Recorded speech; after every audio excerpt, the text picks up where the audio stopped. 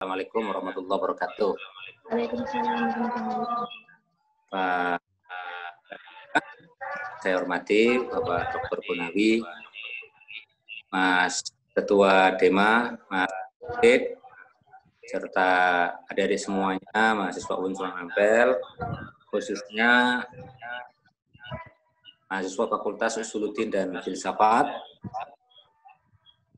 Pertama-tama tentu saja saya mengucapkan senang dan terima kasih ya atas inisiatif penyelenggaraan ngobrol asik ini dengan tema pembelajaran di masa pandemi atau COVID-19. Kita tahu bersama bahwa kita tidak pernah membayangkan akan masuk pada masa seperti ini, masa-masa yang sangat sulit, tetapi kita harus realistis dan kita harus mengambil keputusan sesegera mungkin untuk beradaptasi, menyesuaikan diri dengan datangnya era pandemi. Kalau ngomong tentang kita kepingin beraktivitas di kampus seperti biasanya, tentu saja setiap orang sudah terlalu jenuh berada di dalam rumah, dan kita segera kembali ke masa-masa normal. Tetapi apa yang terjadi di luar sana kita tidak pernah tahu.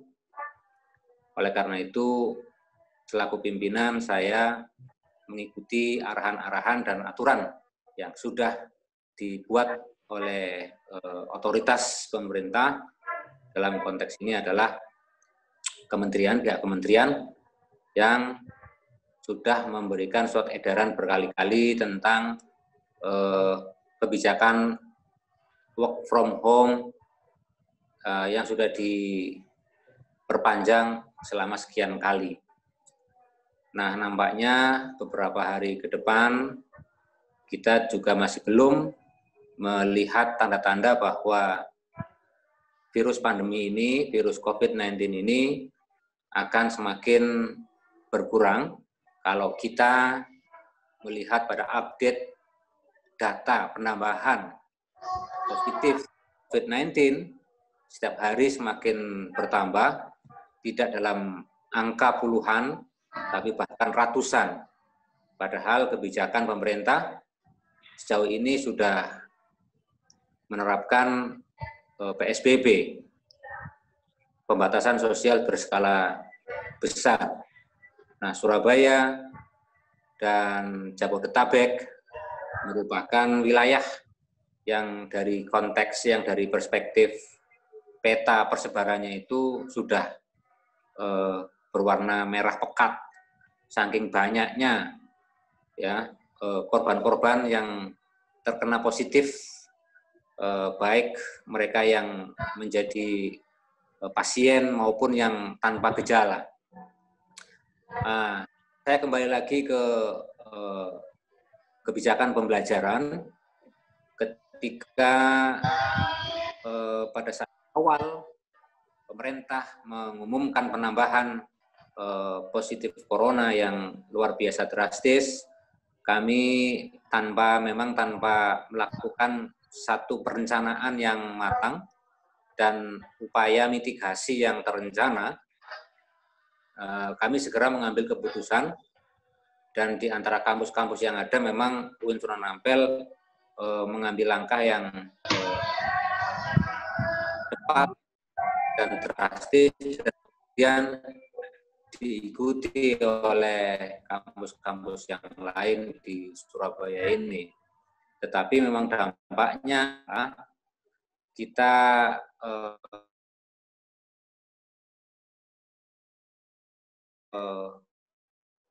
terutama dengan aplikasi pembelajaran berbasis online ataupun daring.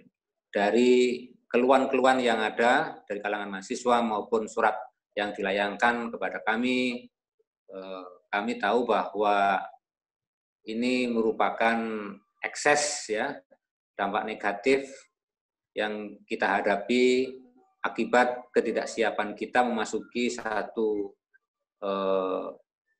era baru yang harus kita selesaikan, yang harus kita adaptasikan melalui proses pembelajaran. Sebenarnya kalau dari sisi fasilitas yang ada, kita memiliki beberapa jalur pembelajaran daring, tetapi itu semuanya sayangnya membutuhkan ketersediaan kuota yang mencukupi. Dan ini yang menurut saya paling banyak dialami oleh mahasiswa. Nah, dalam konteks kami mengambil keputusan untuk menyediakan mahasiswa agar mereka mampu. Sekalipun memang ini sebenarnya sangat terlambat, ya, sangat terlambat. Tetapi ini tidak ada jeleknya kalau kita harus ambil keputusan terutama untuk mahasiswa. Nah, dampak berikutnya adalah soal menumpuknya tugas-tugas yang dibebankan oleh para dosen kepada mahasiswa. Kami sejauh ini memang belum melakukan pendataan secara konkret, secara detail, ada berapa persen terjadi penumpukan tugas ya kepada mahasiswa, dan ada berapa persen yang tetap menggunakan pembelajaran daring, ada berapa persen yang menggunakan media aplikasi WhatsApp dan seterusnya dan lain sebagainya. Nah, kami berencana untuk melakukan satu evaluasi yang bersifat menyeluruh setelah semua proses pembelajaran berakhir. Berikutnya adalah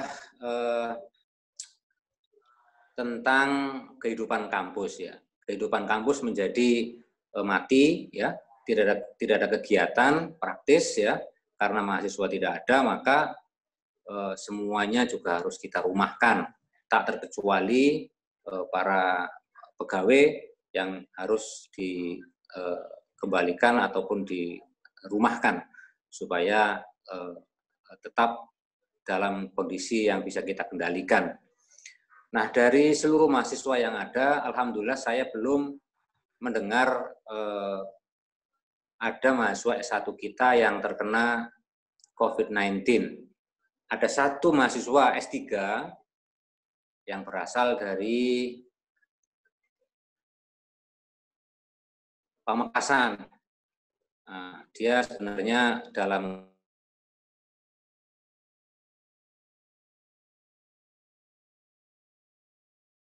tahapan penyelesaian disertasi, tapi ternyata dalam waktu yang bersamaan dan kemudian pulang ternyata dia positif COVID-19. Nah, saya kira itu ya, adik-adik semuanya sebagai pengantar. Monggo kalau ada pertanyaan-pertanyaan berikutnya dipersilahkan. Saya kembalikan ke begini, Pak. Ya, di dalam jangka waktu 2 bulan ini kan cukup lama untuk mode pembelajaran daring. Ada tidak regulasi tertentu atau sistem tertentu yang memungkinkan pembelajaran sampai akhir tahun? Mengingat angka corona ini tidak mengecil, malah cukup membludak. Mungkinkah ada regulasi atau sistem pembelajaran yang tersinkronisasi dengan yang disiapkan oleh pihak rektorat untuk mengawasi perkuliahan daring ini? Entah itu mulai dari absen, atau mulai dari pengumpulan tugas, atau apa itu hal-hal yang notabene sama dengan pembelajaran secara offline.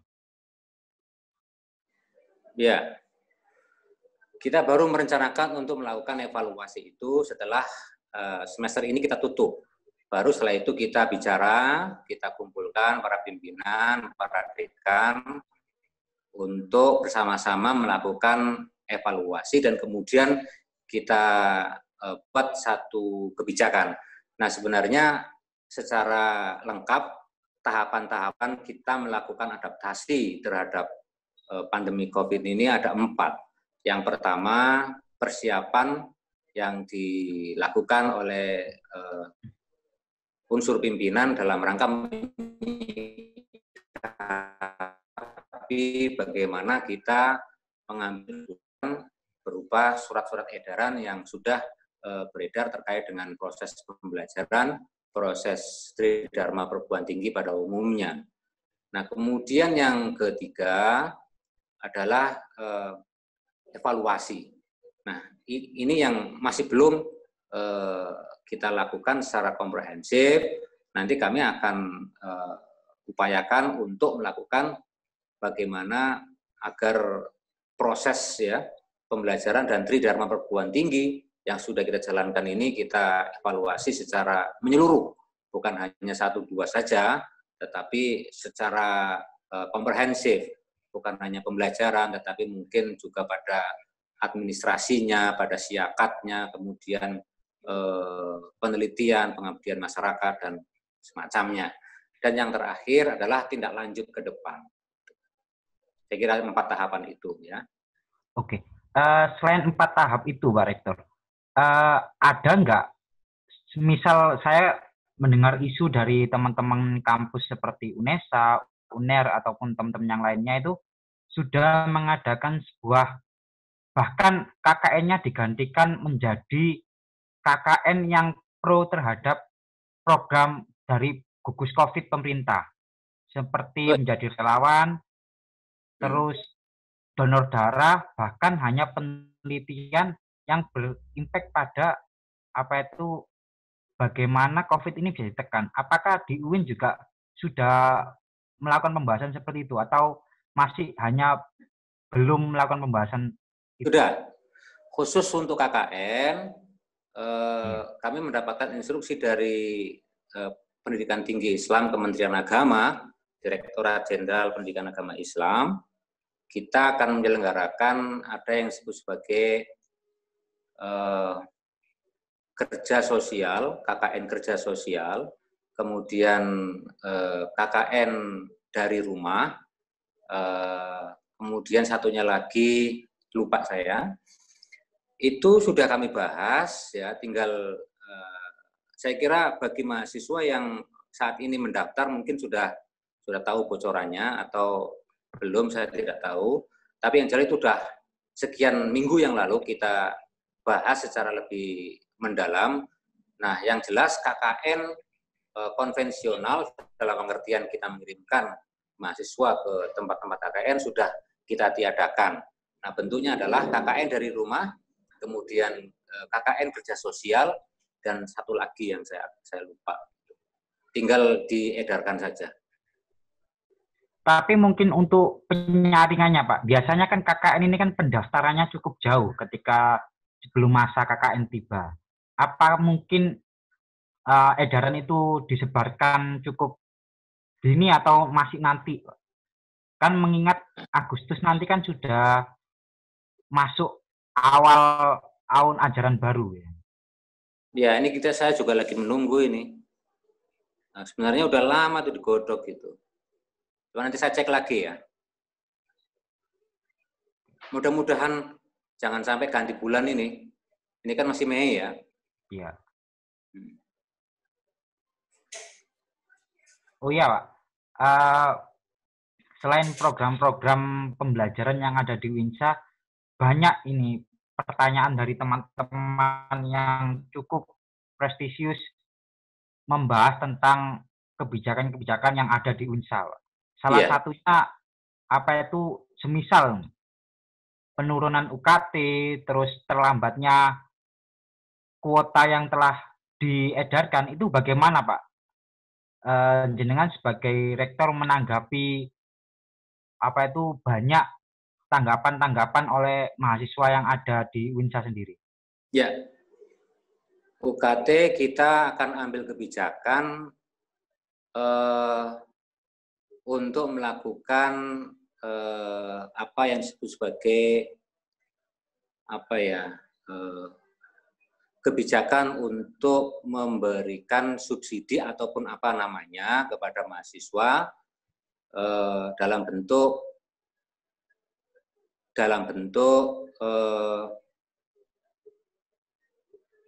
apa namanya, bolehlah sebenarnya itu pengurangan ya, pengurangan begitu. Kami sebenarnya masih menunggu apa yang menjadi arahan dari Kementerian Agama karena ketika kami melangkah kami ingin tetap aman secara undang-undang berada di koridor hukum sehingga ketika nanti ada pemeriksaan dari BPK dan lain sebagainya itu kami tidak dipersalahkan gitu. Nah, ini juga yang menjadi tarik-menarik antara Forum Rektor dengan Kementerian Agama. Dulu sebenarnya apa yang mungkin menjadi tarik-menarik itu? Mungkin ada permasalahan di ranah hukumnya atau ranah proseduralnya, itu mungkin lebih apanya, Pak? Nah, Forum Rektor itu ketika menyikapi edaran PLT Dirjen Pendes tentang pengurangan 10%, itu merasa sudah jatuh tertimpa tangga. Jadi seluruh anggaran di perguruan tinggi Islam itu sudah diambil oleh pihak Kementerian Agama Jakarta.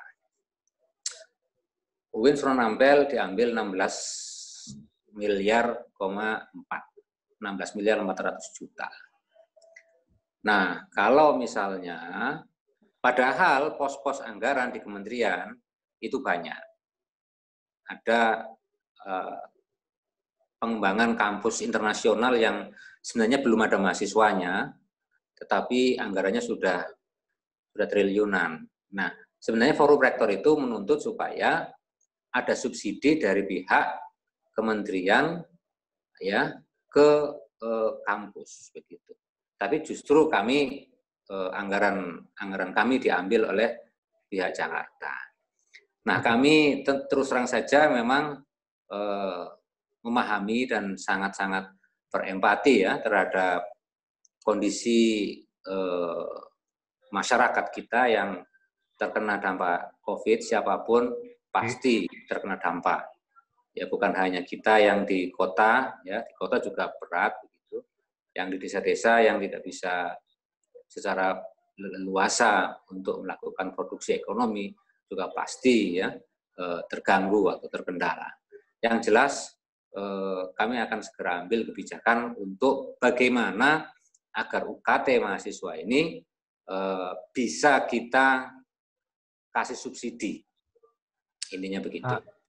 Itu bila terjadi subsidi, itu dalam proyeksi apa, Pak? Pengurangan atau pembayaran skala atau bagaimana, Pak? Nah, ini yang masih kita godok, Mas. Ada tim keuangan kita yang sedang menggodoknya. Kalau boleh tahu, Pak, 16,4 miliar itu yang disetorkan ke Jakarta untuk apa? Untuk membantu penanganan COVID. Dan itu tidak terjadi di perguruan tinggi. Dari UIN. Dari UIN. UIN Sunan Ampel. UIN South. 16,4 miliar untuk membantu gitu, Pak. Iya, diambil gitu aja. Karena kan kita di bawah Kementerian Agama. Nah, sementara saya menanyakan kepada Rektor UNER, Pak Profesor Nasih, ternyata tidak ada uang itu. Uang yang ditarik secara cuma-cuma itu, Pak? Iya, nggak ada. Kalau di perguruan tinggi umum tidak ada. Kalau di kita yang harus menanggung juga, dan itu menurut saya sangat berpengaruh terhadap kinerja kita. Uang sebesar itu dari porsi anggaran mana, Pak? Mengingat UIN Sunan Ampel kan cukup besar pembangunan yang sedang digalakkan ini. Itu pembangunan tidak diganggu-gugat. Pembangunan tetap jalan, itu uang dari biaya sukuk. Biaya sukuk itu tidak diotak-atik oleh pemerintah.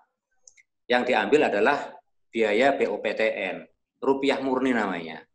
Itu yang setiap tahun itu digelontorkan dari kementerian ke perguruan tinggi masing-masing. semacam subsidi. Bukan subsidi, itu uang yang memang dari APBN, ya, uang dari APBN yang diberikan oleh pemerintah pusat ke masing-masing unit, masing-masing lembaga pendidikan tinggi. Nah, di kita itu diambil 16,4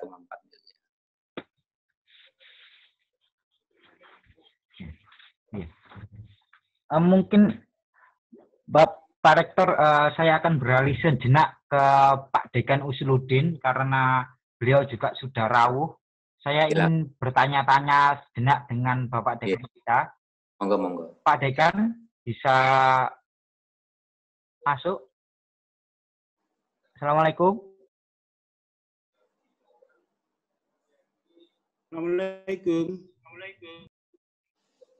Assalamualaikum, Pak Gunawi.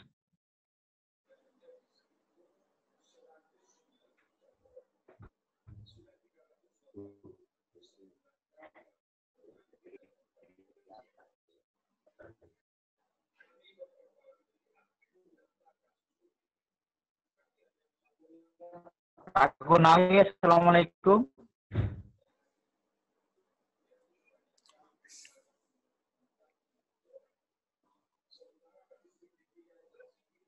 Pak Gunawi.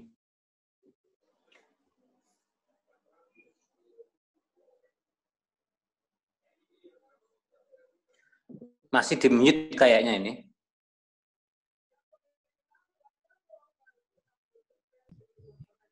Ya, sebentar, saya ini masih menghubungi itunya. Oh ya, mungkin sambil nunggu Pak Gunawi, Pak. Mungkin bisa bahas dengan ini saya mungkin bisa baca. Halo. Sudah. Kalian ya, Pak. Halo, ini udah masuk. Halo. Pak Gunawi. Halo. Halo, Pak Gunawi. Assalamualaikum, Pak. Ya, halo, assalamualaikum. Waalaikumsalam. Assalamualaikum. Waalaikumsalam. Pak Gunawi, jelas dengar suara saya, Pak? Halo, ya dengar. Tapi ini kelihatannya sudah masuk, Mas. Halo. Ya, jelas ya, Pak? Ya. Halo. Ya, Pak. Halo, Pak. Assalamualaikum warahmatullahi wabarakatuh. Assalamualaikum warahmatullahi Terima kasih pertemuan ini. Saya pikir adalah momen yang paling tepat sekali karena kita sudah 2 bulan, hampir 2 bulan lebih ini kita tidak bisa share dengan teman-teman mahasiswa. Apapun terjadi, lembaga itu adalah milik kita bersama. Tentunya kita harus kita pikirkan bersama, kita harus menjaga bersama. Itu yang pertama. Yang kedua, harus kita ingat juga bahwa lembaga kita itu adalah merupakan lembaga publik, seperti apa yang disampaikan oleh Pak Rektor tadi. Karena lembaga publik tentunya kita tidak bisa disamakan dengan lembaga-lembaga privat atau swasta. Itu pertama. Yang kedua juga tidak bisa karena kita di bawah Kementerian Agama, sudah barang pasti adalah berbeda dengan di Kementerian P.Dan.Kas seperti apa yang disampaikan Pak Rektor tadi. Perlu kita sampaikan kepada beberapa mahasiswa yang ada di sini dan Dema sebagai wakil dari teman-teman mungkin nanti bisa kita sosialkan kepada teman-teman yang lain. Memang masa pandemi ini kita sulit untuk mengimplementasikan seperti pada masa-masa yang selanjutnya. Itu yang jelas. Yang kedua adalah tentunya pihak dekanat maupun pihak rektorat sudah semaksimal mungkin bagaimana dengan masa pandemi ini adalah sistem pembelajaran kita tetap berlaku, walaupun toh model daring ini adalah baru dikenal, tetapi nampaknya di fakultas sudah begitu jalan berdasarkan masukan dari teman-teman mahasiswa, walaupun toh ada kalau nggak salah Pak Rektor perlu kita sampaikan juga dari masukan teman-teman mahasiswa ke kami, ada 3 dosen yang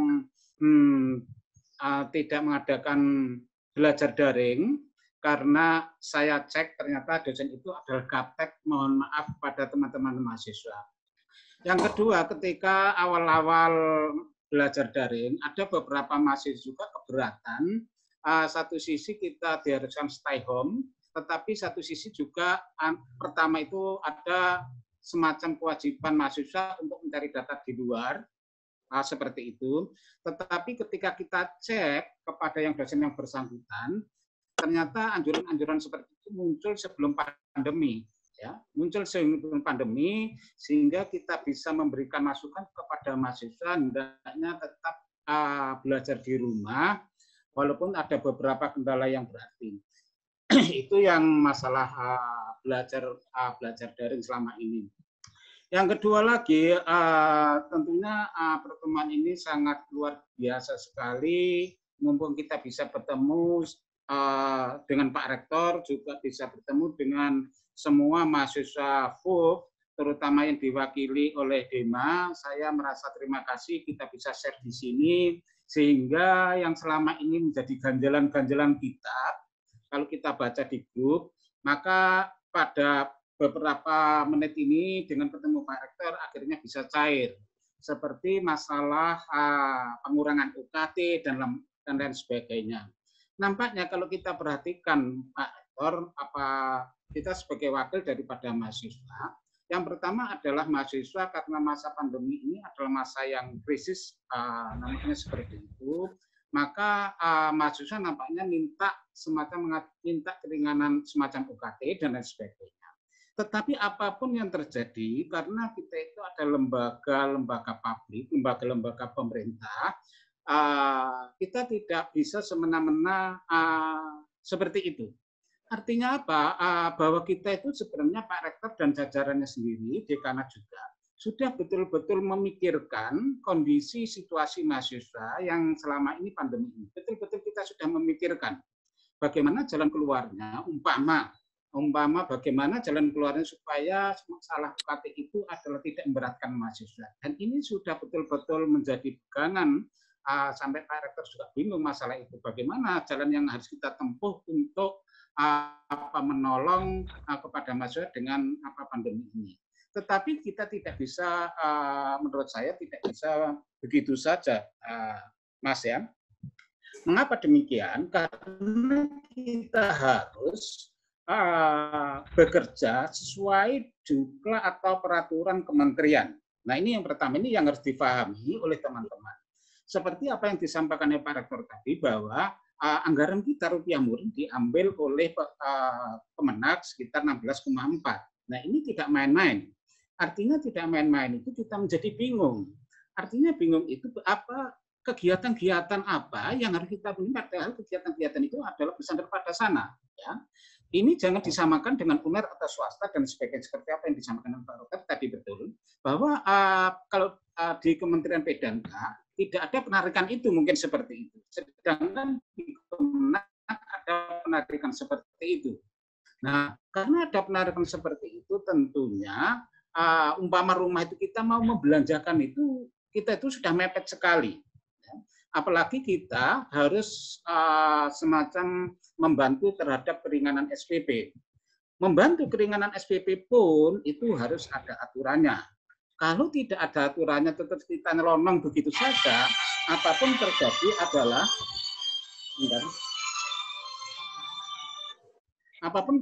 adalah itu nanti melanggar peraturan-peraturan ditentukan BPK. Maka dari itu apapun terjadi Pak Rektor atau lembaga UIN tetap menjunjung tinggi nama baik UIN di depan publik, baik di depan pemerintahan. Umpama kok Pak Rektor memberikan undang-undang atau memberikan peraturan di luar ketentuan kementerian, sudah pasti itu adalah kena temuan BPK. Kalau sudah kena temuan BPK, itu yang pasti adalah merupakan tanggung jawab kita bersama. Nama kita jelek, nama lembaga kita jelek, nama mahasiswa kita jelek, dan sebagainya. Maka itu saya mohon kepada Demas sebagai wakil kepada mahasiswa untuk mensosialisasikan kepada teman-temannya seperti apa yang disampaikan oleh Pak Rektor tadi, bahwa masalah pengurangan UKT, dan sebagainya itu tentunya masih menunggu peraturan-peraturan dari sana. Kita tidak bisa terus mengurangi UKT dan sebagainya. Bukan di situ, bukan berarti Pak Rektor atau jajaran dekanat maupun rektorat itu adalah tidak memikirkan kondisi mahasiswa. Luar biasa memikirkannya. Sampai kita sedih sama Pak Rektor. Bagaimana kondisi mahasiswa sekarang dengan apa yang harus kita kerjakan untuk membantu mereka adalah ini merupakan PR kita bersama antara fakultas dengan rektorat untuk mencari celah-celahnya dengan catatan nanti adalah aman di depan BPK. Nah, seperti itu kira-kira ya. Maka dari itu, forum ini adalah sangat berarti sekali. Saya terima kasih sekali kita bisa bertemu walaupun kita di rumah masing-masing, tetap kita berkomunikasi. Itu yang pertama. Yang kedua juga, saya tetap mengharapkan masukan dari beberapa mahasiswa, kiranya ada kendala-kendala itu segera dikonsultasikan atau di-sharingkan, kita punya grup di situ, sehingga kita bisa cepat mengambil sebuah kebijakan berdasarkan aturan-aturan yang ada dan tidak merugikan kalian semua. Ya, ini yang kita harapkan. Apapun terjadi, lembaga kita itu milik bersama. Itu kata kunci yang harus kita pakai. Kita tidak mau nyerenang begitu saja. Kita pengen dari jajaran rektorat maupun dari jajaran dekanat, pengen memberikan yang terbaik kepada mahasiswa. Nah, ini tentunya harus saling sharing, terus harus saling ketemu, terus saling dialog, dan lain sebagainya supaya tidak ada fitnah atau bahasanya Pak Irman itu supaya tidak terjadi dusta di antara kita seperti itu. Mas, kira-kira seperti itu. Mungkin nanti ya Pak Dekan. Ya. Iya. Pak Dekan, sehat Pak Dekan? Iya. Setelah 2 bulan di rumah saja masih fit badannya, Pak? Alhamdulillah. Iya. Alhamdulillah kita ini, Pak. memang iya, kita tetap menjaga, Mas. Iya. Maka dari itu sebentar saya berkali-kali dari pimpinan fakultas, wakil dari Sivitas Akademik, saya minta maaf kepada semua mahasiswa dan salam saya kepada orang tuanya, sekiranya kita tidak bisa memberikan yang terbaik kepada kawan-kawan mahasiswa. Ya, karena kondisi dan situasi seperti ini tentunya tetap kita ingin memberikan sesuatu yang maksimal kepada kalian semua. Oke, kira-kira seperti itu mungkin Mas Akbar, mungkin ada teman-temannya masukan-masukan sehingga apapun terjadi PR lembaga kita itu adalah kita bisa merasakan, kita bisa open dan sebagainya. Mungkin teman-temannya ada yang perlu share di sini, monggo. Ya, gini Pak Dekan, banyak sekali yang masuk pertanyaan kepada kami tentang bagaimana Pak pelayanan dekanat selama pandemi ini. Semisal seperti surat izin penelitian dan beberapa bahkan seperti SKDMA, Pak. Bahkan seperti SKDMA. Ini bagaimana Pak pelayanan selama pandemi ini? Kan biasanya dilayani secara offline. Ya. Sekarang seluruhnya online. Itu bagaimana Pak? Iya, semuanya serba online Mas. Seperti surat DEMA sudah saya tanda tangani. Ya, surat DEMA sudah saya tanda tangani, dan kalau ada keperluan seperti surat tugas mahasiswa, surat izin mahasiswa dalam hal apa, itu bisa online, nanti bisa mahasiswa tidak perlu ke kampus. Kita nanti cukup mengirim melalui WA atau melalui emailnya. Karena semuanya ini kan surat-surat itu kan tidak harus datang ke kampus, Mas. Ya, surat-surat tidak perlu datang ke kampus, tapi surat-surat itu perlu daftar melalui UJS itu yang punya istiakat itu. Kalau nanti kita tanda tangani, terus kita scan, kita kirim kepada yang bersangkutan. Sudah ada beberapa mahasiswa yang kita melayani seperti itu, Mas. Jadi kalau ada, tolong disampaikan kepada semua teman-temannya. Apabila ada keluhan dalam hal surat menyurat atau surat menyurat tetap kita jalan dengan cara online. Dengan catatan jangan sampai mahasiswa itu keluar rumah. Nanti kita kirim melalui WA atau melalui email. Nah, itu yang selama ini. Ya, Pak, mungkin jadi ini Mas ada tidak, Pak? Seperti surat SK. Ada enggak Pak sistem atau plot yang dipasang untuk melayani surat menyurat di ranah fakultas, Pak? Karena beberapa teman-teman ini cukup sulit untuk mendapatkan surat yang sifatnya diperlukan. Bagaimanapun ketika penelitian online kan pasti ada surat online-nya, Pak. itu bagaimana dalam Iya, nyikapi itu? iya. Gini Mas Akbar ya, itu kan sudah lama walaupun kan sebelum pandemi, surat itu masih tidak perlu datang ke kampus. Ya, memang pada waktu itu walaupun belum pandemi. Kita tidak melalui secara manual, tetapi kita melalui cara siakat itu sudah ada semua, Mas ya. Jadi kalau mahasiswa itu butuh surat-surat, baik hal yang terkait dengan seperti surat keterangan lulus, surat apa, dan lain sebagainya, itu sudah kita siapkan di siakat. Jadi mahasiswa sudah bisa mengakses dari rumah, nanti kita online-kan, terus kita kirim pulang, dan lain sebagainya. Itu sudah lama, Mas Akbar. Mahasiswa tafsir, hadis, apa itu sudah menggunakan online sebelum pandemi, itu sudah berlaku sudah lama. Jadi saya pikir surat-surat itu tidak ada kendala. Tidak perlu kita ingatkan lagi dalam hal surat menyurat, mahasiswa tidak perlu ke kampus. Cukup di rumah mulai membuka siakat itu, di situ sudah ada OJS-nya, tinggal mengetik kebutuhan surat itu apa, terus nanti kita kirim melalui email juga.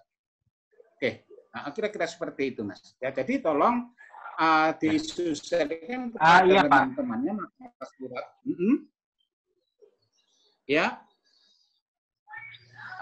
Iya. Kan selama pandemi ini belajar melalui via online semua, Pak.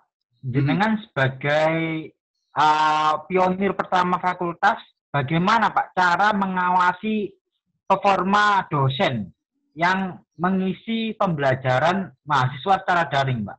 Karena kan terlepas dari penilaian yang ada siakat, bagaimana jenengan kalau di ranah fakultas kan ada rapat online, rapat internal fakultas di mana ada forum evaluasi dosen biasanya, Pak. Nah, bagaimana sekarang ini, Pak? Apakah dialihkan juga di online dan bagaimana efektivitasnya, Pak, dalam mengevaluasi kinerja dosen? Oke, begini Mas ya. Tentunya kita satu sisi kunci kita adalah ingin memberikan pelayanan kepada mahasiswa. Yang pertama kita evaluasi itu adalah data itu tidak mau mendapatkan data dari dosen. Pertama kita data dari mahasiswa. Artinya apa? Sampai sejauh mana keluhan-keluhan mahasiswa selama kuliah daring ini. Jadi dari situ kita bisa objektif. Kita bisa mengambil sebuah kebijakan. Beberapa itu komplain dari beberapa saya masih disuruh mengerjakan tugas untuk keluar rumah. Nah itu. Terus ada lagi Pak, ada beberapa dosen yang belum mengadakan kuliah daring seperti itu. Nah data-data dari mahasiswa itulah baru kita sampaikan kepada rapat di fakultas untuk menangani masalah itu, mengevaluasi. Ternyata setelah kita evaluasi, Mas Akbar, ternyata mengapa dosen itu tidak bisa memberikan kuliah daring? Nah, dosen itu maaf karena dosen itu sudah tunggap. Nah ini yang kita tidak bisa sulit untuk menyelesaikan dengan Wadek 1 ya. Karena mereka gaptek ya. Itu yang pertama. Yang kedua ada kalau nggak salah mahasiswa SAA juga pada awal-awal pandemi itu luar biasa. Sampai saya kasihan. Ada beberapa mahasiswa itu adalah mengerjakan tugas harus keluar rumah. Kalau tidak keluar rumah adalah tidak bisa. Nah, ketika saya cek siapa dosennya dan mata kuliah apa, itu ternyata dosennya A. Saya kerjasama dengan Wadek 1 untuk menggali keluhan-keluhan mahasiswa seperti itu. Ternyata itu adalah tugasnya dosen kepada mahasiswa diberikan sebelum pandemi, ya keluar rumah. Nah, hanya saja ketika masa pandemi, dosen yang bersangkutan lupa menyampaikan untuk mengerjakan di rumah itu. Maka dari itu kita sudah menyelesaikan masalah seperti itu. Ada lagi dosen, ya, ada juga dosen di mana semacam bahasa kecilnya itu bahasa kalau dari mahasiswa semacam mengancam kalau tidak ikut kuliah dan sebagainya. Ternyata itu bukan mengancam Mas, mengancam bukan, hanya saja memberikan support kepada mahasiswa supaya dengan masa pandemi ini tetap belajar daring. Kalau nggak salah ada mata kuliah di mahasiswa tasawuf dan psikoterapi. Nah, kita ketika masukan dari mahasiswa tasawuf dan psikoterapi itu nampaknya adalah mahasiswa tasawuf dan psikoterapi pada waktu itu merasa tidak bisa melayani apa yang disampaikan oleh dosen ya kita cek kepada yang bersangkutan bersama dengan wakil satu, ternyata itu hanya semacam support kepada mahasiswa saja agar mahasiswa itu tetap menjalankan atau tetap mengikuti kuliah daring seperti itu. Maka dari itu, Mas Akbar adalah wakil daripada DEMA, wakil daripada mahasiswa. Tolong saya bisa diajak kerjasama, gali keluhan semua mahasiswa yang terkait dengan pelayanan, baik itu pelayanan apapun, baik itu dosen maupun pendik, yang sekiranya kurang memberikan pelayanan yang maksimal kepada panjenengan semuanya, itu semacam atau dilaporkan kepada saya agar kita secepatnya mengambil sebuah kebijakan itu. Kira-kira seperti itu, Mas. Jadi saya ulangi lagi, ya, mungkin Mas Akbar tidak pernah, ya, surat-surat yang sifatnya online itu sudah lama, Mas. Itu sebelum pandemi itu sudah mahasiswa Usuluddin itu sudah seperti itu. Dan juga seperti ujian skripsi, atau ujian proposal skripsi dan sebagainya itu sudah berjalan sejak awal. Jadi saya kira tidak ada kendala dalam arti masa pandemi ini dengan belajar daring itu tidak ada kendala. Dengan catatan kedua-duanya adalah welcome gitu, ya. Hanya saja menurut saya, terutama ini yang perlu kita sampaikan kepada mahasiswa dan begitu juga kepada Pak Rektor, nampaknya ketika kita kuliah daring, tidak semua mahasiswa itu bisa mengikuti 100%. 100% dalam arti seperti kuliah kelas. Mengapa? Karena mungkin Pak Rektor ada beberapa mahasiswa sinyalnya itu adalah jelek. Istilahnya dia di pedalaman sehingga mencari sinyal susah. Itu yang pertama. Yang kedua, kemungkinan mahasiswa itu pas kebetulan kehabisan data internet dan seperti itu. Maka dari itu kita cek dari beberapa dosen seperti itu. Tapi alhamdulillah dalam perkuliahan saya, mata kuliah saya, hampir 90% mahasiswa tetap aktif untuk mengikuti kuliah daring. Ya. Hanya saja ada beberapa dosen yang mengeluh masalah kuliah daring ini. Ada beberapa dosen mengeluh itu tentang mahasiswa mengikuti kuliah ketika dia absen hilang. Nah, itu. Itu yang paling sering. Iya, seperti ini. Maka dari itulah yang menjadikan materi-materi pembelajaran itu kurang. Tapi saya sadar, Mas Akbar ya, karena ini adalah masa pandemi, karena ini adalah menggunakan daring, tidak tatap muka. Kalau tatap muka itu kan nggak mungkin sudah masuk kelas, kalau keluar itu kan nggak mungkin. Tetapi kalau kuliah daring ini nampaknya pertama itu full mahasiswa itu absen.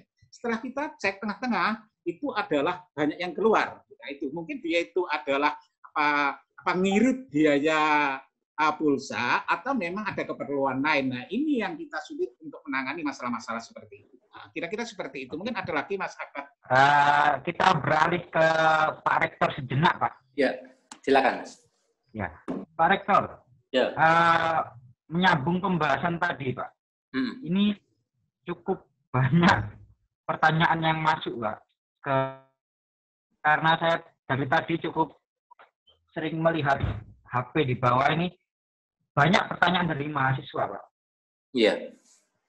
Ini saya coba untuk sharing satu persatu karena sedikit banyak yang sama pertanyaannya, Pak. Dan tentu tentang regulasi, Pak. Regulasi apa yang disiapkan Uinsunan Ampel dalam jenjang dekat-dekat ini, Pak? Maksudnya yang sudah diproyeksikan atau yang ingin akan dikeluarkan. Mungkin bisa Bapak sosialisasikan. Yang pertama tentu saja tentang subsidi kuota, Mas ya. Subsidi kuota kami sudah berkomunikasi dengan pihak-pihak provider, dengan Telkomsel, dengan Indosat untuk membeli kuota yang kemudian itu nanti bisa diberikan kepada setiap mahasiswa tanpa kecuali. Nah, ini masih tetap dimatangkan oleh tim kami. Kemudian yang kedua tentang UKT ya. Nah, kami masih tetap berharap bahwa Rektor diberi otoritas oleh Pak Menteri untuk mengambil kebijakan sesuai dengan kebutuhan lokal masing-masing perguruan tinggi. Nah, ini yang masih belum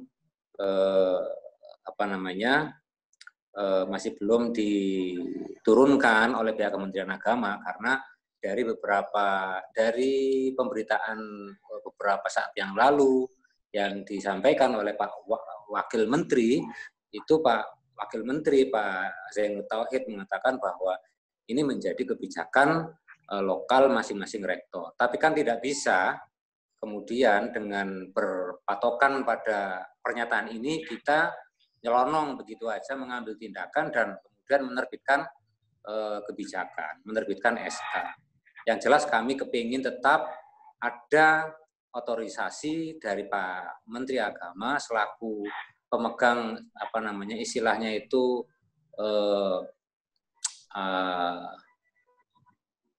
selaku pemegang kuasa anggaran ya kementerian agar kami aman ke depannya.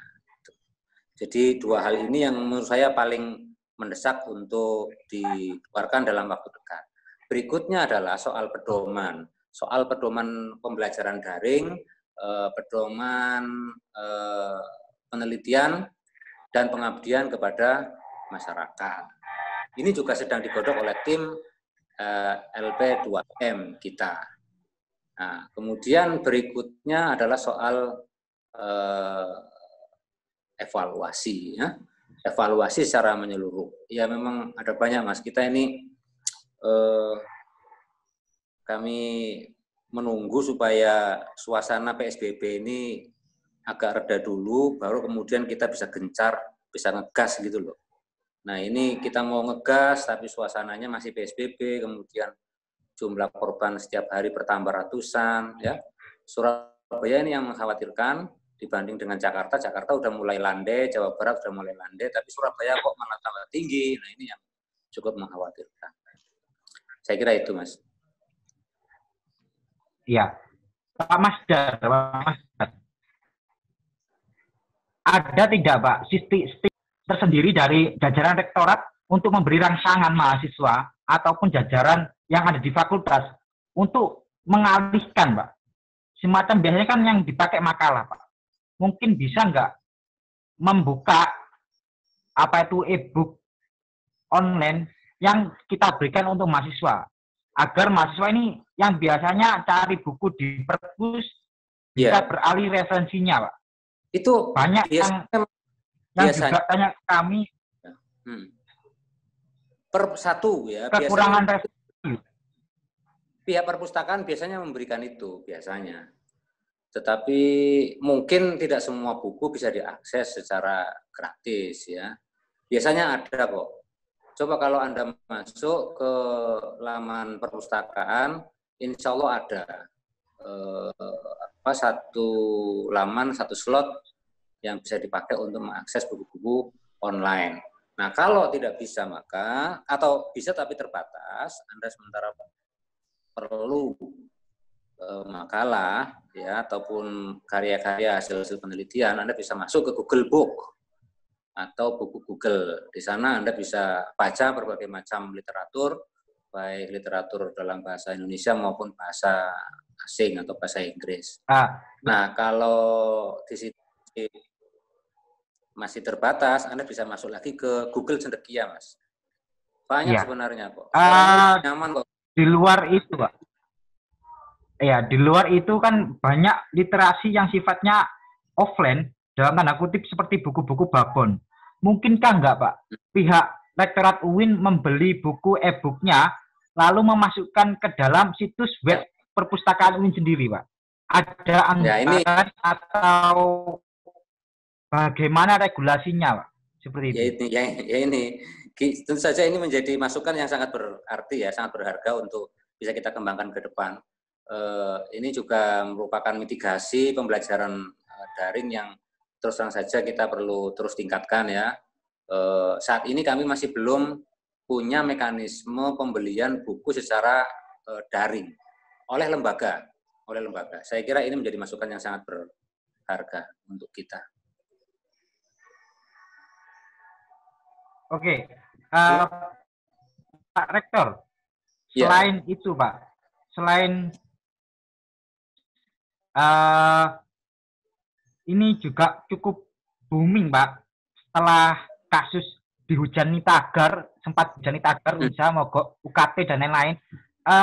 Apa Pak? Maksudnya yang kita berikan kepada mahasiswa selain agar tidak ngomong masalah UKT saja, Pak.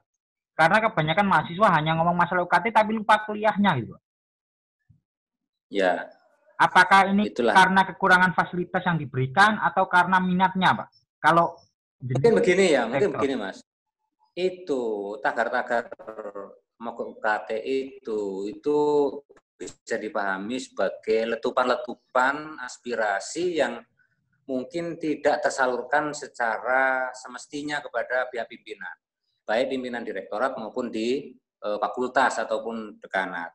Nah, saya kira ke depannya karena memang kami sudah bertekad untuk bersama-sama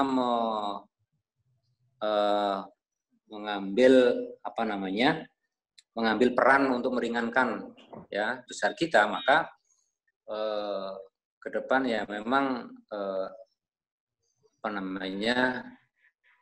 perlu dilakukan upaya-upaya dalam rangka terus meningkatkan diri supaya tidak keterbatasan pembelajaran daring ini jangan membelenggu kreativitas kita. Kalau misalnya ada pemikiran-pemikiran yang terkait dengan bagaimana UKT, bagaimana kuota, bagaimana akses terhadap pembelajaran daring, nggak apa-apa, Anda atas nama DEMA bikin aja surat, dilayangkan kepada rektor. Saya kira itu jalan yang paling mungkin untuk bisa kita bicarakan secara publik, karena dengan demikian kita punya dokumen bahwa memang ada keluhan di kalangan mahasiswa terkait dengan ini. Daripada Anda menyebarkan itu ke masyarakat dan kita tidak bisa mengendalikan karena jejak digital itu kemana-mana ya, itu menandakan bahwa kami sebagai orang tua tidak mampu untuk membaca atau menyerap aspirasi mahasiswa. Saya kira melalui SEMA itu yang paling otoritatif, yang paling legal untuk mengaspirasikan itu kepada pimpinan. Saya kira itu. Iya Pak. Mungkin bisa ada tidak Pak selama ini gangguan komunikasi Pak? Iya Pak Dekan. Sedikit ingin menambahi seperti apa yang disampaikan oleh Pak Rektor. Tolong Mas Akbar sebagai DEMA ya, bisa kita akan baru, mungkin juga perlu dari belajar kakak-kakak sebelumnya, ini adalah sesuatu yang penting. Tradisi kita Mas Akbar supaya tidak terjadi kemandulan informasi yang akan mengakibatkan kepada nama baik UIN kepada masyarakat. Apapun terjadi, baik fakultas maupun UIN, mereka kita jaga bersama-sama. Ya, itu yang pertama. Yang kedua, bila ada masukan-masukan keluhan dari mahasiswa, baik berupa UKT, berupa apapun, itu adalah monggo nanti kita sharing bersama, sering kita ketemu, kita sering berdialog seperti DEMA-DEMA kita sebelumnya. Jadi mohon maaf seperti kemarin DEMA siapa itu Mas Mudhafar sama siapa Mas Ghazali. Ya. Sejak awal kalau ada apapun itu pasti sebelum bertindak mereka adalah dialog. Mereka bertemu dengan saya. Ya, bagaimana menjembatani ini? Mengapa demikian? Agar informasi itu tidak mandek di tengah-tengah. Mohon maaf Pak Rektor, karena biasanya mahasiswa itu adalah kurang adanya informasi, ya, baik informasi itu baik dekanat maupun dari lain, sehingga mahasiswa itu adalah nyelonong begitu saja bahasa saya. Maka dari itu di fakultas kita tradisikan, kita selalu bekerja sama dengan DEMA. Kalau DEMA adalah sebagai wakil daripada teman-temannya mahasiswa, kalau ada keluhan apa-apa adalah kita dialog, kita bertemu, kita sharing, baik itu secara formal maupun tidak formal, kita berikan, kita tunjukkan kepada mereka ini aturan-aturannya sehingga semua itu bisa terjaga dengan rapi. Ya. Karena seperti kasus UKT seperti itu. Kalau masa itu sering kita ketemu, kita jelaskan aturan-aturan yang ada. Kita tidak mau karena kita lembaga publik, kita tidak mau melanggar aturan-aturan yang ada, maka insya Allah mahasiswa pasti menerima. Seperti masalah UKT dan sebagainya itu. Yang kedua, Mas Akbar ya, perlu kita sampaikan juga masalah literasi tadi, literatur. Ya. Karena kita itu adalah sekarang adalah online, ya. Justru perguruan tinggi lain seperti UNED, ITB dan lain sebagainya itu menganjurkan untuk mengerjakan tugas itu tidak terpaku pada buku-buku di perpustakaan. Tentunya di situ adalah melalui Google Scholar, Google dan lain sebagainya. Nah, ini adalah apa istilah wacana-wacana yang aktual, ya. Dan ini justru keren makalah itu kalau kita mengambil sumber dari Google Scholar. Nah, ini maka dari itu Google Scholar itulah yang kita kedepankan ketika kita mengerjakan tugas-tugas maupun tugas-tugas skripsi. Jadi saya pikir walaupun tidak masa pandemi, buku tidak ada, itu saya pikir tidak ada masalah. Mengapa demikian? Karena kita sudah bisa mengakses melalui online. Terutama usahakan yang pertama adalah sumber-sumber dari jurnal. Yang kedua, usahakan kita mengutip dari jurnal-jurnal yang dimiliki oleh dosen kita. Ya, dosen kita sudah banyak, bukan hanya dosen Suludin saja, dosen-dosen di FUB itu jurnal-jurnal atau karya-karya yang berbentuk artikel jurnal itu sudah banyak yang dipublish di Google Scholar. Itu yang pertama, kita dapatkan materi. Yang kedua, Mas Akbar, berbeda kita belajar dari buku. Kalau belajar dari buku, kita hanya mendapatkan materi saja. Ya, sedangkan kalau kita itu belajar dari artikel di Google Scholar, di samping kita mendapatkan materi, di situ kita akan menambah sebuah wawasan. Oh, seperti itu ya caranya membuat makalah. Oh, seperti ini ya cara membuat. Jadi saya pikir lebih efektif dan efisien menggunakan sumber-sumber di Google Scholar daripada Mas Akbar atau teman-teman mencari buku di perpustakaan.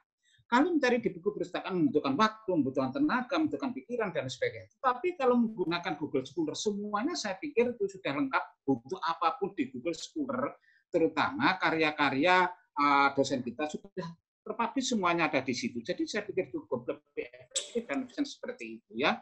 Nah, tolong itu disampaikan kepada masyarakat. Dan itu pun sangat menguntungkan dari pihak penulis dan menguntungkan dari pihak si lembaga itu sendiri. Artinya apa? Umpama Mas Akbar adalah mengutip dari buku atau dari karya artikelnya dosen Usuluddin umpama, terus sampai tulis, sampai kutip di situ, terus sampai publish, maka ini sangat menguntungkan sekali dari pihak yang buat yang punya artikel, dan nanti lembaga kita akan terangkat. Nah, di kancah apa itu. Itulah maka dari itu saya ingin bagaimana apapun terjadi bahwa masa pandemi ini tidak merupakan sebuah kesulitan atau tidak merupakan sebuah penghalang kita untuk belajar seperti itu. Seperti itu, Mas Akbar. Yang kami maksud itu buku-buku babon, Mbak. Buku-buku seperti kitab-kitab babon yang notabene digunakan oleh mahasiswa ilmu tafsir, ilmu hadis untuk rujukan utama, Pak. Kan ketika masa pandemi ini kan mereka kekurangan. Nggak mungkin juga beberapa mahasiswa kan nggak selalu punya kitab yang sifatnya babon, Mbak. Iya. Jadi kan biasanya lebih ke arah ke perpus untuk mencari kitab babon. Nah, di tengah pandemi ini mungkin ketika ada yang membutuhkan kitab babon itu kan nggak bisa mengakses gitu. Iya. Itu yang mungkin saya itu kan tadi tanyakan kepada Pak Rektor, mungkin bisa nggak membeli e-book babon yang ditaruh ke website perpus apa itu Winsa, nanti di mana mahasiswa yang mau meminjam hanya bisa mengakses itu tadi, nanti bisa di model e-Pusnas atau apa terserah, seperti itu, Pak. Iya, saya pikir Mas Akbar itu adalah masukan yang sangat luar biasa. Mungkin nanti itu secepatnya direspon oleh Pak Rektor biasanya seperti itu. Pak Rektor nggak mau menunggu biasanya. Selagi itu bisa, mengapa tidak? Insya Allah itu masukan-masukan yang luar biasa, terutama bagi pihak rektorat. Oke, mungkin kalau tidak buku babon, kadang-kadang bisa kita akses di Google Book atau di Google Scholar dan tapi kalau buku babon biasanya PDF itu adalah dikunci. Kira-kira seperti itu. Mungkin ada lagi Mas Abad. Ya, itu Pak. Mungkin yang sering ditanyakan kepada mahasiswa itu gini Pak. Telatnya informasi Pak.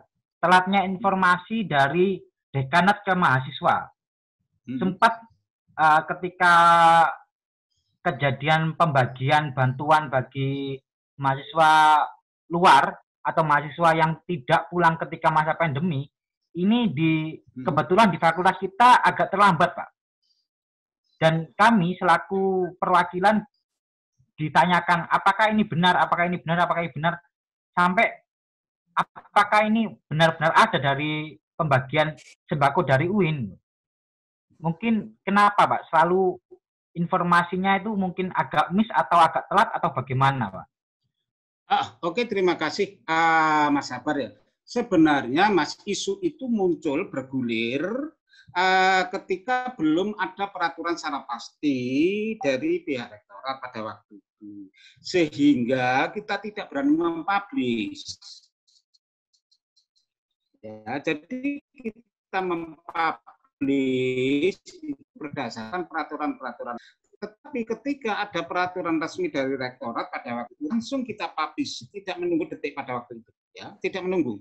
Kita bekerja sama, mungkin kita sering mengecek, kita sering mengingatkan siapa ketua demanya Mas Akmal ya, dan ketua semanya, yang kita sudah sejak surat itu dikeluarkan, kita sudah mempublish kepada dia, kita sudah berkomunikasi dengan Pak Wadek 3, di samping saya secara langsung memberikan informasi secara formal itu kepada SEMA dan kepada Ketua Dema pada waktu itu, juga Pak Wadek 3, kita wanti-wanti secepatnya mempublikasikan, koordinat bersama dengan mahasiswa, sehingga apapun alhamdulillah ketika pas pembagian itu sudah bisa kita katakan maksimal pada waktu itu.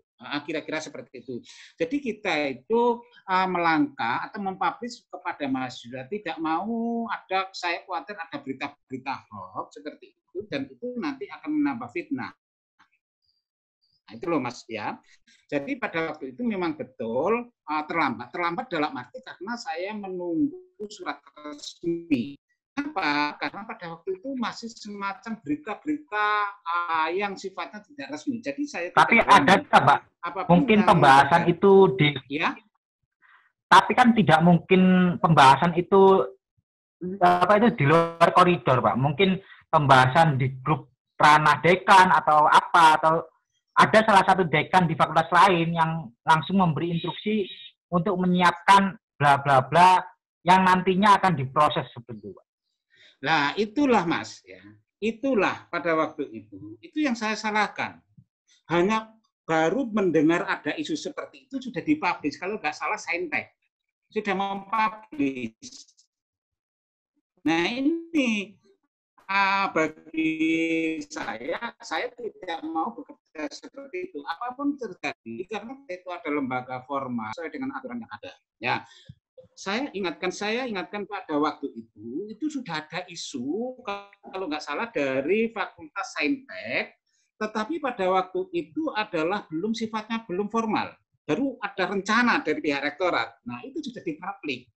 Nah, ini kan bawa malapetaka. Maka dari itu saya mengempet pada waktu itu nggak mau mempublish kepada mahasiswa, menunggu saya koordinasi dengan pihak rektorat. Memang ada Pak bilangnya rektorat, tapi suratnya belum dikeluarkan. Nah, seperti itu. Ketika maka dari itu saya nggak berani mempublish pada waktu itu. Kan saya jawab di grup itu pada waktu itu, menunggu surat resmi dari rektorat. Nah, ketika surat resmi dari rektorat muncul, ada turun, baru kita publish. Nah, kita kan bekerja seperti itu kan enak Mas. Jadi semacam kita bisa memberikan kepastian ya dan tidaknya gitu. Saya khawatir pada waktu itu walaupun itu dari Saintek ada, saya tidak membuat masalahnya, saya khawatir itu tidak ada gitu ya. Nah, kalau tidak kan nanti malah menjadi bumerang bagi masyarakat kita itu kita menunggu ini. Jadi malam surat langsung kita publish dan kita selalu Dema dan pihak warga dulu sering Dema saja pada waktu itu kita tagih kepada Pak Wadek 3, sudah koordinasi atau belum Pak, sudah tutup atau belum, sudah saya malam, dan selalu kita cek setiap setiap hari, setiap waktu kita cek pada waktu itu. Bilangnya masih sudah Pak cukup. Sudah ini anak dan lain sebagainya. Ya pada waktu fakultas atau membantu kepada mahasiswa-mahasiswa yang tidak bisa beralih ke Pak Rektor sebentar, karena ini banyak pertanyaan masuk untuk Pak Rektor, Pak. Silakan, Mas.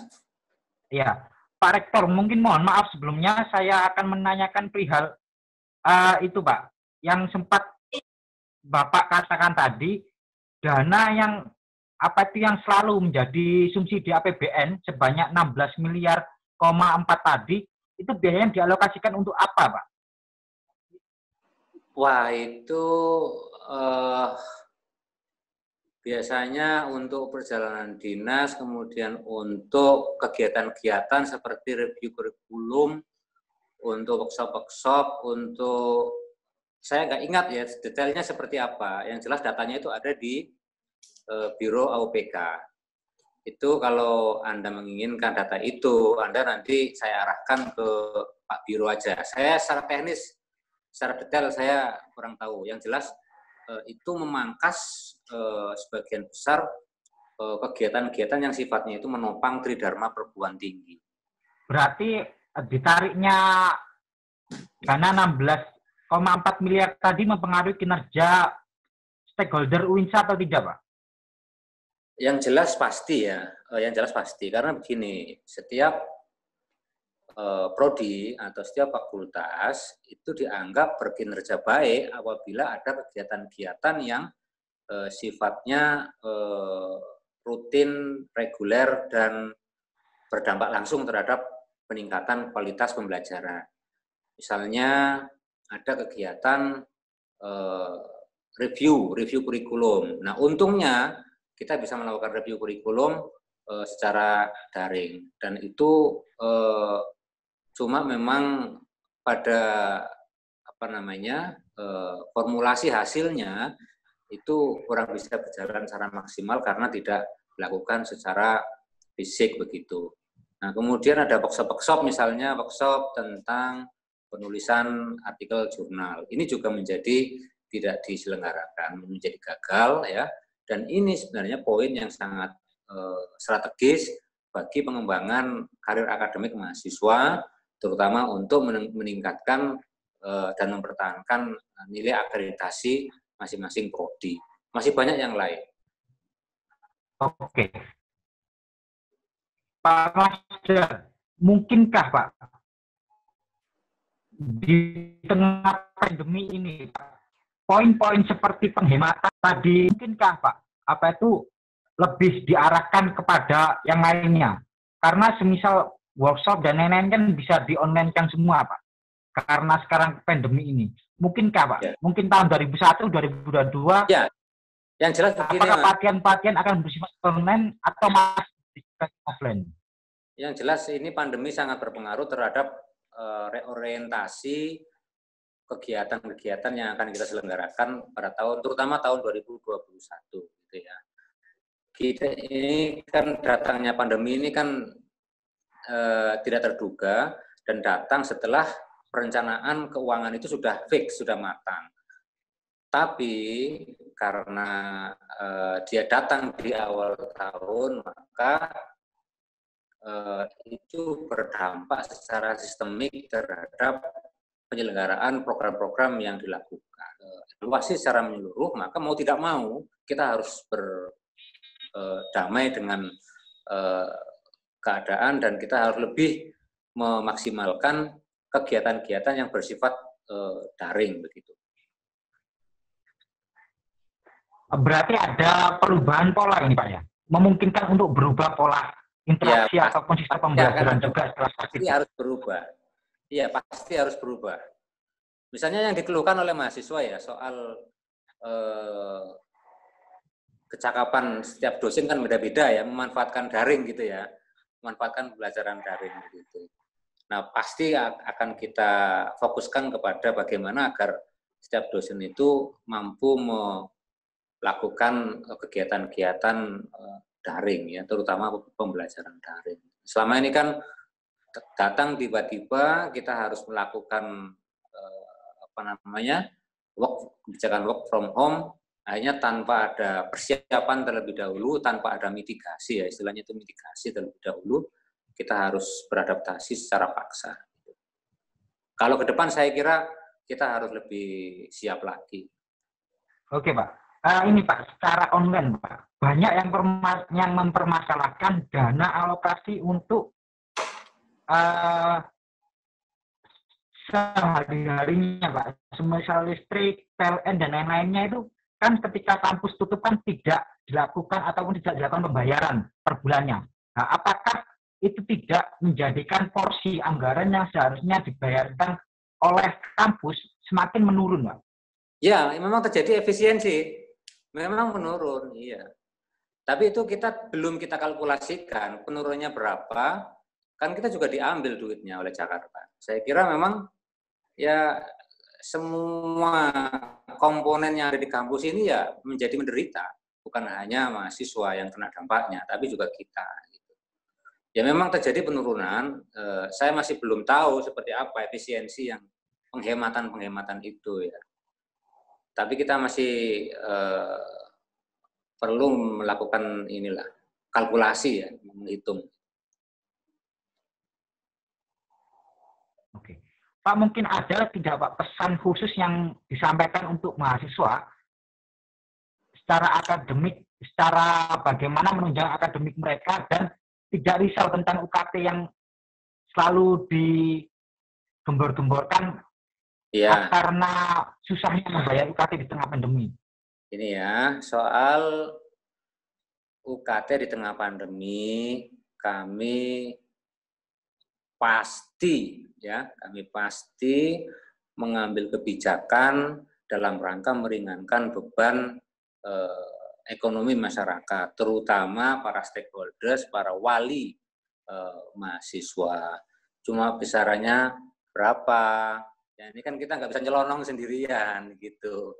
Nah, kami masih sangat berharap Pak Menteri ini mengeluarkan otoritas kepada kami, memberikan otoritas kepada kami untuk mengambil langkah-langkah yang diperlukan dalam rangka katakanlah meringankan beban UKT mahasiswa. Nah, setelah keluarnya entah itu peraturan Menteri Agama, entah itu keputusan Menteri Agama, maka kami legal begitu. Kami sedang menggodok, kami sedang melakukan penyusunan itu dengan tim keuangan. Gitu, Mas. Supaya tidak risau ya, Mas ya. Ya, Pak Rektor. Ya, mungkin untuk yang di sisi akademik, Pak, untuk mungkin menunjang dan memotivasi mahasiswa, Pak.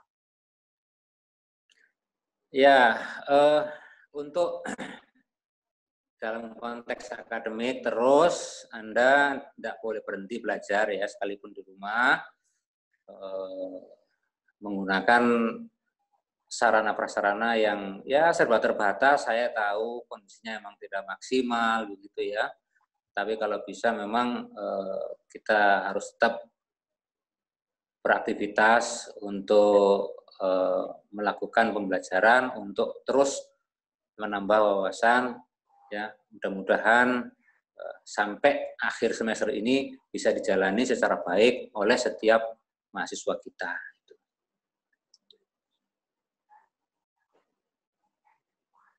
Oke, saya beralih sejenak Pak ke Pak Dekan ya Pak. Pak Dekan, Pak Kunawi.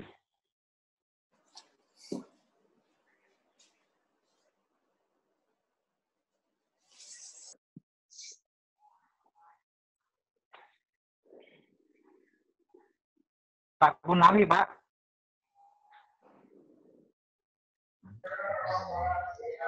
Kayaknya Pak Dekannya udah keluar dari ruang meeting. Nggak ada di daftar partisipan. Iya, iya. Mungkin lowbat kali. Iya. Ya, Pak Rektor. Ya,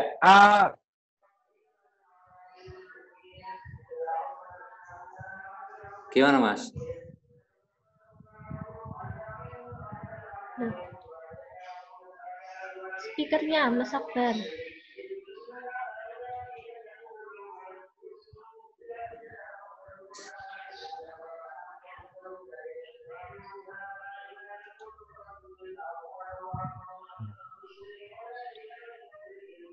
Ya, Pak Rektor sekaligus menutup Pak.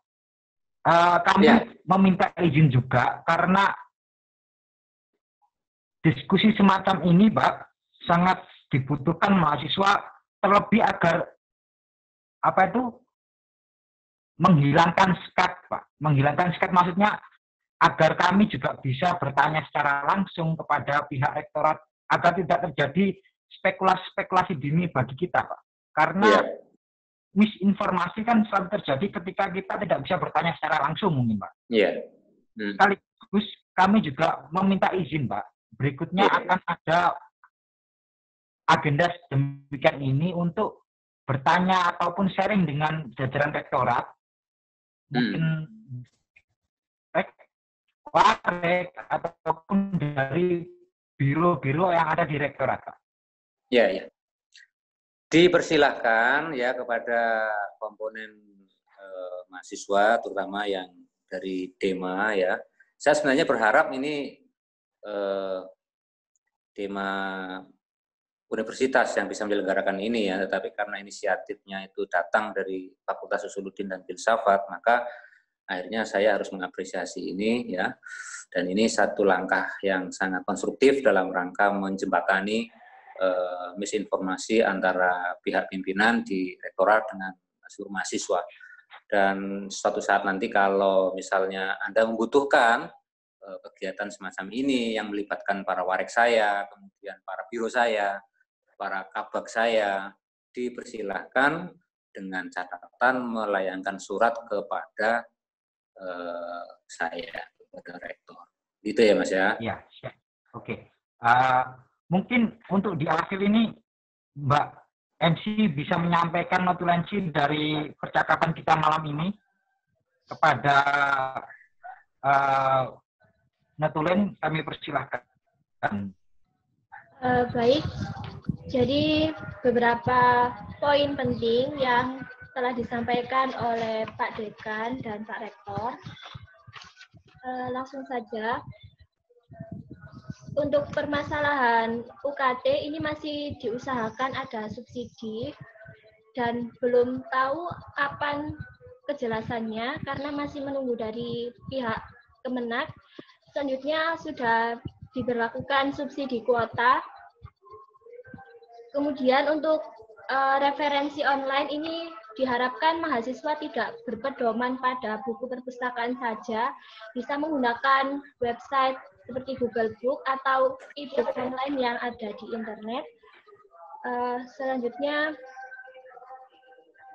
untuk anggaran yang dipotong dari kampus, jadi anggarannya UINSA itu ada 16,4 miliar, itu diberikan kepada pemerintah pusat untuk membantu penanganan COVID. Jadi untuk perincian sebenarnya untuk perincian 16,4 miliar ini untuk apa? Intinya itu untuk perjalanan dinas, workshop, kurikulum, workshop dan untuk rincian lebih jelasnya akan disampaikan bisa ditanyakan langsung ke Biro Keuangan seperti itu. Dan untuk penggunaan layanan seperti listrik dari PLN, nah itu memang sangat mengurangi pengeluaran oleh kampus itu sendiri dan masih belum diperhitungkan penurunannya berapa. Nah, untuk evaluasi ini akan sudah dilakukan namun belum secara komprehensif dan akan segera dilakukan secara menyeluruh. Seperti itu.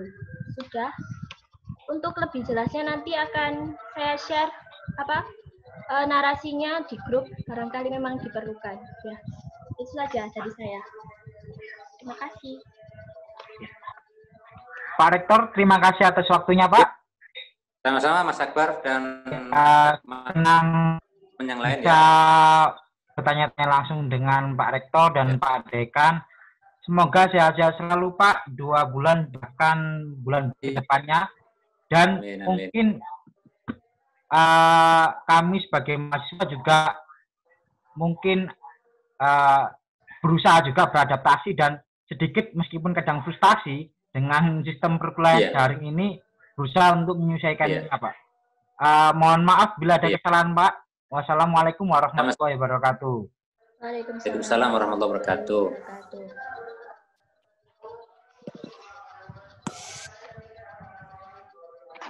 Baik, terima kasih untuk teman-teman diskusi yang sudah hadir pada kesempatan kali ini.